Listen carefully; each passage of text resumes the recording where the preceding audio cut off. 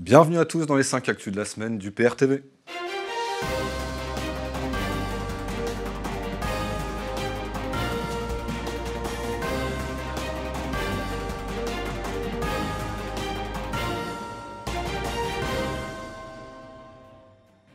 Dans une lettre adressée au Premier ministre, 17 députés de tous bords s'inquiètent des conséquences pour la défense française de la vente de deux entreprises qu'ils jugent sensibles, Latécoère et Photonis. Le gouvernement refuse d'utiliser le caractère stratégique de ces entreprises pour les défendre, comme l'autorisent les traités européens dans ce cas précis. Voici une énième preuve que les dirigeants français ne servent pas le bien commun des Français, mais l'intérêt de quelques financiers.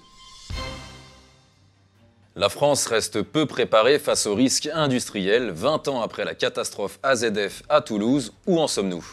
Nous avons récemment connu l'incendie de l'usine chimique Lubrizol à Rouen et selon le Bureau des risques et pollutions industrielles, le nombre d'accidents sur les sites industriels a augmenté de 34% en 2 ans. L'État se compromet avec les intérêts privés en diminuant les normes de sécurité comme on l'avait appris dans le drame de Lubrizol. Pourtant stabilisé en 2017, après une baisse l'année précédente, le nombre d'allocataires des minima sociaux a légèrement augmenté de 0,6% en 2018.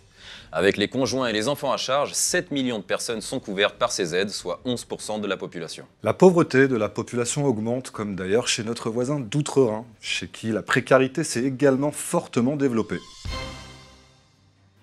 La préfecture de l'Essonne confirme l'usage du LBD à Massy lors d'une manifestation lycéenne.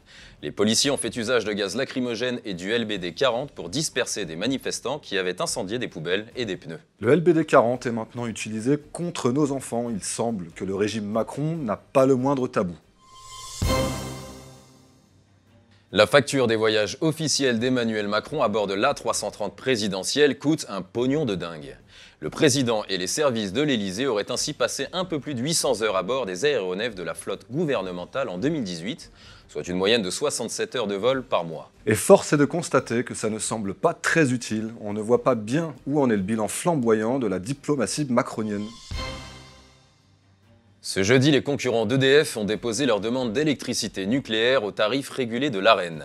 Elle devrait excéder le plafond prévu dans la loi, ce qui se traduira automatiquement par une nouvelle hausse des prix. C'est la conséquence d'une directive européenne adoptée et mise en œuvre sous Sarkozy. Il fallait ouvrir le marché à la concurrence et diminuer le nucléaire, ce qui augmente le coût de l'électricité. Hollande a continué, Macron accentue le mouvement en augmentant les énergies dites renouvelables. Conséquence, 120 milliards vont être versés aux Allemands et aux Chinois dans le cadre de cette politique, puisque ce sont eux qui maîtrisent les technologies correspondantes. Inquiétude sur le budget de la SNCF où l'État ne tient pas sa promesse d'investir 3 milliards d'euros pour rénover le réseau ferré public. Alors faudra-t-il là aussi attendre un accident pour que le scandale du sous-investissement des infrastructures éclate au grand jour ? Le scandale des préfets fantômes. Être payé 6 000 euros par mois pour rester chez soi sans travailler, cela peut être une réalité dans le corps préfectoral.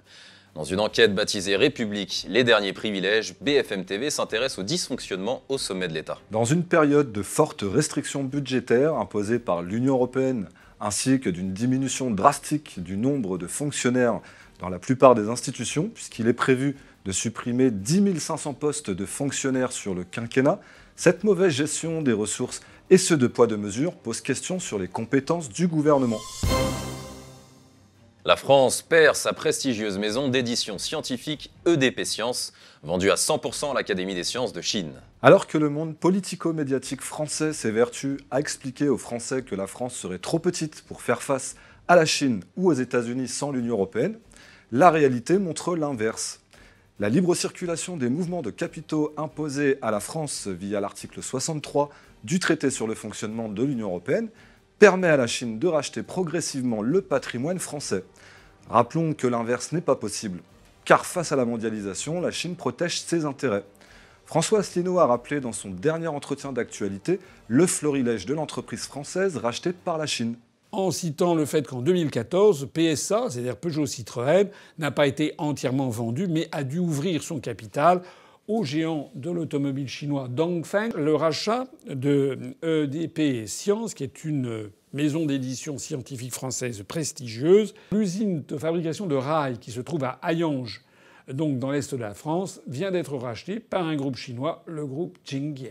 Tout le monde a à l'esprit l'affaire de l'aéroport de Toulouse-Blagnac. Autre rachat, le conglomérat chinois Reward Group en particulier a acheté environ 3000 hectares de terres céréalières dans l'Indre et dans l'Allier entre 2014 et 2017.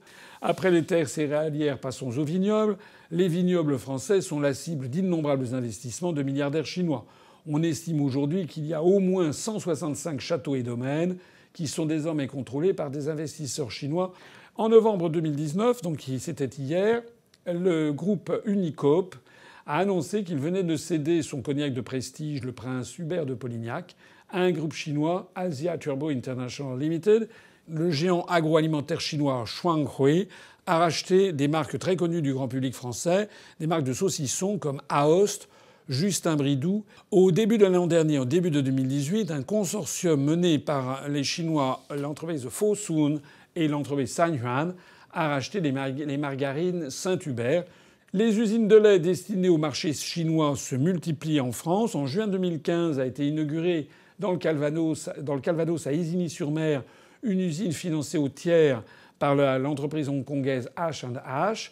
Et puis le chinois Sinutra a répliqué en lançant en 2016 à Carhaix, dans le Finistère, la plus grande laiterie d'Europe. Passons maintenant au domaine du luxe. Le parfumeur Marionneau a été repris en 2005 par le milliardaire hongkongais, une des très grandes fortunes décédées l'an dernier, le fameux Li Ka-shing. En février 2018, le conglomérat Fosun a acquis la majorité de la maison de couture Lanvin, qui était la plus ancienne maison de couture parisienne encore en activité. J'ajoute que la griffe Sonia Rykiel ou que le chausseur Robert Clergerie sont également désormais passés sous le contrôle chinois du hongkongais Li Hanfeng. En matière d'énergie, en 2011, GDF Suez a cédé 30% de sa branche d'exploration-production au fonds souverain chinois CIC pour 2,3 milliards d'euros. En matière de tourisme, le Club Med a été racheté en février 2015 par le conglomérat chinois Fosun. En matière d'hôtellerie, puisqu'on en est dans les services et le tourisme, le groupe des hôtels du Louvre, comme les marques comme Campanile, la chaîne Kyriade ou bien la chaîne Première Classe, ont été rachetés par le conglomérat Jinjiang. Enfin, le club de foot de Sochaux-Montbéliard, le FC Sochaux-Montbéliard, a été cédé à 100% à la société chinoise Ledus. Voilà. Certains députés épinglent un Parlement purement décoratif, d'autres affirment qu'il ne sert à rien. Qu'ils s'ennuient, ils se disent nostalgiques des coups politiques des précédentes législatures et se sentent obligés d'attaquer au bazooka ou d'organiser des happenings pour se faire entendre au sein de l'hémicycle. Ce Parlement n'est qu'une chambre d'enregistrement de la partition du gouvernement Macron-Philippe qui applique très largement les GOPÉ décidés à Bruxelles, Berlin et Francfort. Nous venons d'ailleurs d'apprendre la démission de 2 députés de La République En Marche, Marion Lenne et Pascal Fontenelle-Persone. Un conseil de déontologie journalistique sera créé en décembre. La création d'une telle instance fait débat depuis des années. Un de ses objectifs est notamment de répondre à l'énorme défiance envers les médias. Pour y répondre, le plus simple serait d'empêcher leur concentration dans les mains d'une dizaine de milliardaires et d'en assurer l'indépendance, notamment en faisant appliquer la charte de Munich de novembre 1971. L'information reviendrait assurément au service des citoyens. Manifestation à présent où 2000 personnes manifestent pour sauver la clinique de Caunecourt-sur-Loire, dans la Nièvre, qui a été placée en redressement judiciaire. Son propriétaire, le groupe Capa Santé, est impliqué dans une enquête pour abus de biens sociaux. Quant à Paris, ce sont des pompiers qui veulent occuper la place de la République pendant une semaine. Le syndicat Sud SDIS appelle à l'installation d'un village sur la place parisienne du 2 au 6 décembre. Une initiative inédite que l'intersyndicale ne compte pas suivre. Un nouveau pont s'effondre en Italie, l'autoroute A6 vers Turin est coupée. Les images sont impressionnantes, mais aucun blessé n'est heureusement à déplorer. C'est un tronçon du viaduc situé près de Savone, en Italie, qui a disparu, emporté par un glissement de terrain. Comme en France, l'Italie souffre d'une cure d'austérité prolongée du fait de l'Union européenne, qui entraîne entre autres le délabrement des routes. Triste bilan après plus de 60 ans de construction européenne suite au traité de Rome. D'ailleurs, l'Empire romain avait lui aussi commencé à décliner par le non-entretien de son impressionnant réseau de routes. Manifestation des agriculteurs à Paris et Berlin. Du côté berlinois, ce sont 40 000 agriculteurs qui sont descendus dans les rues pour manifester contre la politique agricole. Ils s'opposent au durcissement des exigences environnementales et à la baisse des prix de vente, qui sont 2 éléments qui pénalisent leurs revenus. À Paris, ce sont quant à eux des milliers de tracteurs qui ont bloqué la circulation de la capitale pour protester face aux difficultés économiques qu'affronte la profession et contre la défiance d'une partie des citoyens quant à la problématique des pesticides. Les orientations productivistes des traités européens entrent en contradiction avec le renforcement des nouvelles normes environnementales. Les agriculteurs en Allemagne comme en France se retrouvent pris entre le marteau et l'enclume. Un poste de surveillance maritime européen sera basé dans le Golfe, là où les tensions se sont accrues avec l'Iran. Il sera installé au sein de la base navale française d'Abu Dhabi aux Émirats arabes unis, d'après l'annonce de la ministre française des Armées. Une diplomatie au service de l'OTAN et donc des États-Unis qui est à contre-courant des intérêts français dans la région. La politique de la France devrait être d'apaiser les tensions avec l'Iran et de se distancer des pays qui financent le terrorisme islamiste. L'ambiance diplomatique entre la France et la Turquie s'est sérieusement refroidie.